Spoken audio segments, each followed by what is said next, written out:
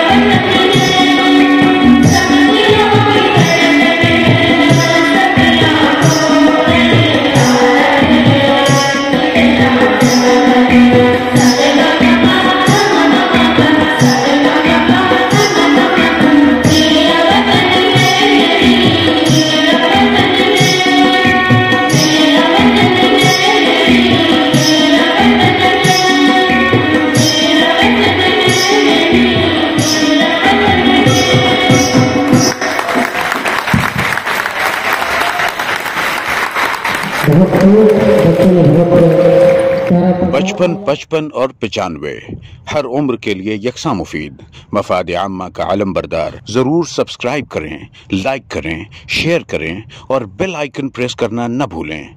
रब्बानी द scholar YouTube channel. Rabbani द scholar YouTube channel इल्मी, अदबी, दीनी, मिल्ली, समाजी, सकाफती, तहजीबी, फलाही, तिब्बी, फ़न्नी, माशी, तिजारती, माशरती, इंतज़ामी, इनकलाबी, तहरीकी, तहकीकी, तकनीकी, तफ्तीशी, तामीरी, तालीमी व मालूमाती यूट्यूब चैनल। ज़रूर सब्सक्राइब करें, लाइक करें, शेयर करें और बेल आइकन प्रेस करें। रब्बानी द स्कॉलर यूट्यूब चैनल।